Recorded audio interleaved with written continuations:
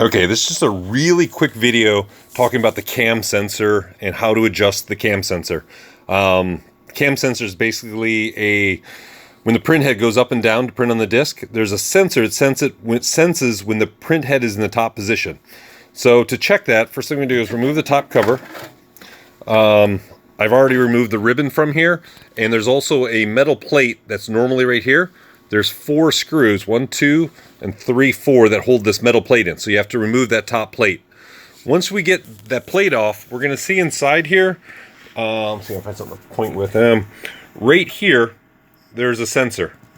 There's a little U-shaped sensor. Let's see if I can get here. Oh, there it is. Perfect. So that's the U-shaped sensor right there. And in the middle, there's a set screw. There is an Allen head screw right there that you can adjust up and down to adjust the position of that sensor. This is really a critical adjustment. If you were to have it misadjusted, it's possible that the print head would go in the lower position, the tray would go in or out, and the print head would scrape against all the pins on the tray and it would destroy your print head. Right now, print heads from Rimage are more than $700, so at this point we usually trash the printer. So it's really important to get this adjustment right. The other thing I want to show you is on this left-hand side, there's a slot right here. It's hard to, without a light, I'm not going to be able to see it, but there's a little, oh, maybe you can see it. There's a bearing in there that rides on a cam. And to adjust in the right position, I call it the armpit position. When you look at your cam, you'll see what I'm talking about, but it goes around and there's a little position where it should stop, and that's the very top position. Anyways, to adjust this, the easiest way is to put it into test mode. And this is going to be really hard for me to do one-handed. So what I'm going to do is I'm going to shut the printer off. I'm going to hold the power button in. I'm going to turn it back on. And I'm going to continue to hold that button for about 15 seconds. Okay, when you see the tray cycle like that, or the tray will open if it's closed, you're now in test mode.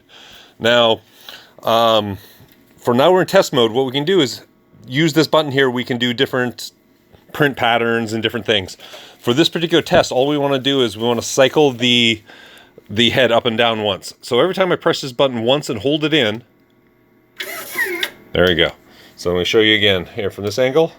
You can see the print head goes up and down, and it stops in the same spot every time. Okay, so once again, what we're going to do is we're going to look inside this little slot, and we're going to see the little gear in there, the cam, and we want to make sure that the bearing rides right what's called the armpit.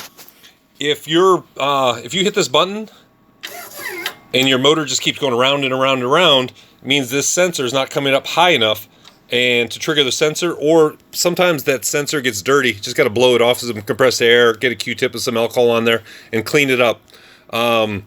So that's what's causing it not to sense. If it's just going around and around several times, usually we back that screw up about another, half a turn, try it again.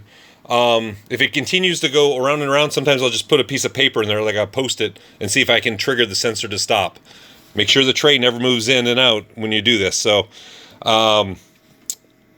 anyways, that's the test. So every time you press that once, it should go up and down. Anyways, if you got any questions, give me a call. John Norman, Max Optical, 610-269-7033.